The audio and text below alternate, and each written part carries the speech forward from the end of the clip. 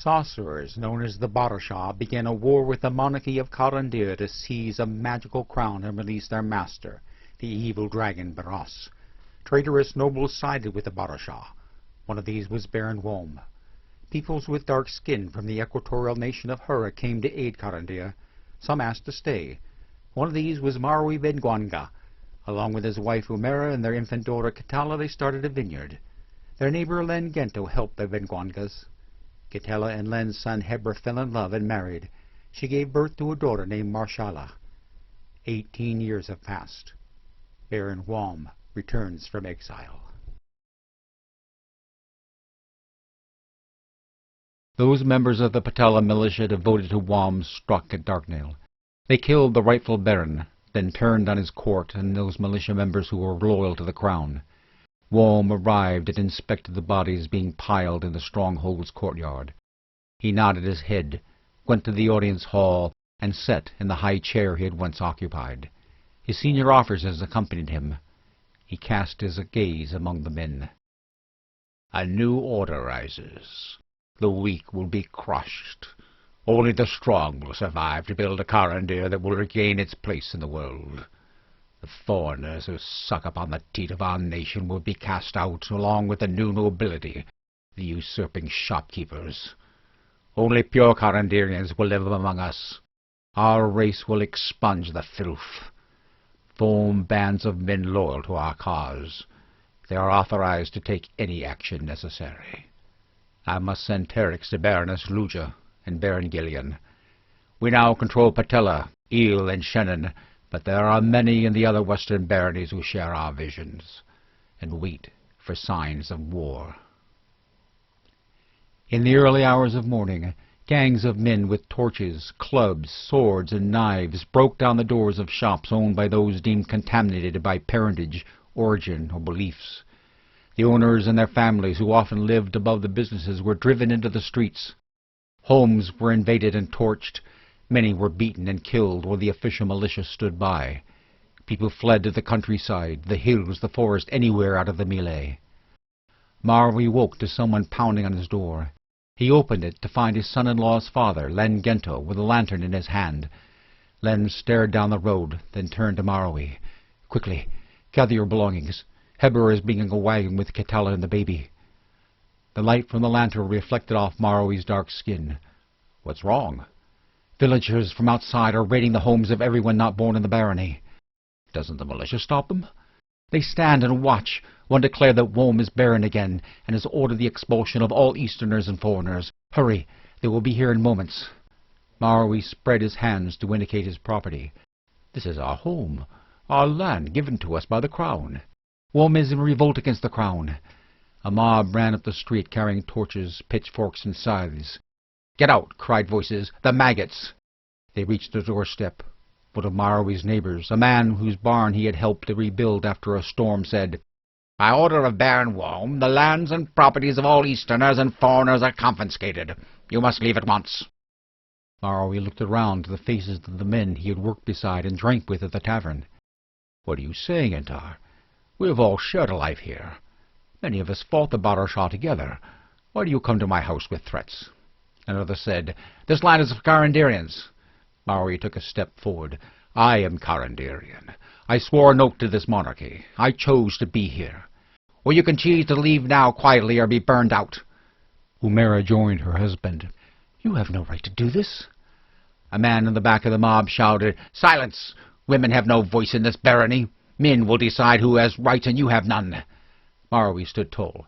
"My wife and all of the women have the same rights as any man. What are you saying? There are only 12 of you. Where are the rest of the villagers? You did not speak for them." Entar held his torch like a mace. "They stay in their homes and let those with the courage to act cleanse the land of scum. They know their duty to the Baron and the consequences of those who speak out against him." A voice came from behind Lentar. "Len, you and your son can stay. We have no quarrel with you for befriending this immigrant. You are true Carandirians. But Hebra's black wife and that abomination she bore must leave." Entar looked behind him with a scowl, then turned to Marwi while averting his eyes. "Because you have been a good man, we will allow you to take a wagon with your personal belongings and any coins you have, but your lands are forfeit to Baron Wom. Head east and find passage back to Huron, where you came from. Return to your own kind.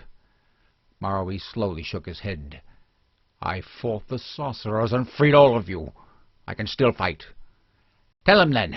Tell him that the militia are just down the road with a bigger mob. Tell him to get out. We can hold them back for a span no more. Tell him! Entar turned and led the mob away. Marwi stared after them with his fists clenched. O'Mara stepped out on the road. What are we going to do? I don't know. I can't believe this. We've lived with these people for nearly 2 decades. Everyone welcomed us. We laughed and ate together. How could this be happening? Then said, we must leave, all of us. We are family. I have already decided to leave. Heber and Kitella will have finished loading our belongings and will be here any moment. We must travel east, or they will kill you. I will stand with you, and they will kill me. Heber pulled a long wagon up to the house. 2 lanterns were attached to the front. Kitella sat beside her husband on the driver's bench with Marshala in her arms. When the wagon stopped, Kitella handed Marshala to Hebra, jumped down and ran to her father. She wrapped her arms around him. They surrounded the house and said they were going to burn us out. Marwi hugged her tightly. O'Mara said, I don't understand why everyone has turned against us. The world has gone mad. Kitella sobbed. They called Marshala the most horrible names. Hebra held tightly to his daughter. I looked back and saw people looting the house as we drove off. People I know. He closed his eyes and shook his head. We can't stop to think about that now, said Lynn. Quickly, take everything you can fit in the wagon. They loaded clothes, coins, lanterns, food, and Marwi's sword from the war. 8 tespans later they were riding quickly down a road leading east. It took over a span for them to reach the foothills of the mountain range and leave the vineyards behind. Marwi looked back for a final glance at the home he had lived in, where his daughter had grown up, where his granddaughter had been born, where he had known the greatest joy. Then they entered the trees of the forest, and the valley was cut off from sight. The road rose steeply. There were many switchbacks. Hebra slowed the horse to navigate a road that sometimes became so narrow there was just enough space to keep the sides of the wagon from brushing against trees. Kitella crawled into the wagon bed and slept with her daughter in her arms. Len fell asleep next to O'Mara. Marwi took the reins from Hebra, who stretched his legs. The young man said, I've never been out of the valley. Do you know how far Meth is? Marwi urged the horse forward. Many long weeks' travel. I'm not even certain this road reaches the city. We will take it as far as possible. Hopefully it leads to a barony that is still loaded with crown. They continued in silence. After a while Hebra said, Do you think we've gone far enough to make camp safely? I'd like to get a little further away. Dawn will come soon and we should find a place to hide. I don't know how far Wom's power reaches. He joined the Barasha, didn't he? Marwi turned his head toward the young man. Yes. Was it terrible, this war? The former soldier looked back to the road. All wars are terrible. Some are necessary. Neither of us would be here if the Barasha had won. Baras would have destroyed everything. Do you mind talking about it? There's not much to say. I spent most of my time marching behind our prince, Udala. He is a great leader in my homeland. We all loved him. When we were not marching, we were waiting. Battle was quick. None of us would be ashamed to say that we experienced terror. Many did not return from that field. Many friends. All of us pledged our lives to defeat the Barasha. It was necessary, but there was no glory.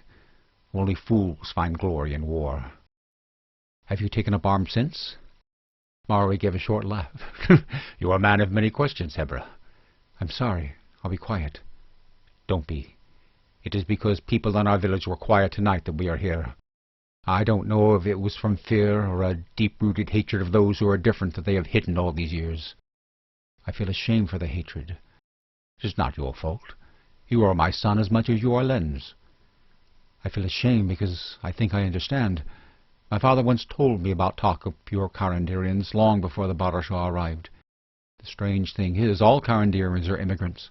Our ancestors came from the North Continent as explorers, and were given the land by the Loren as a gift to Avar the Great for subduing Baras. I didn't know that. Where did the Loren go?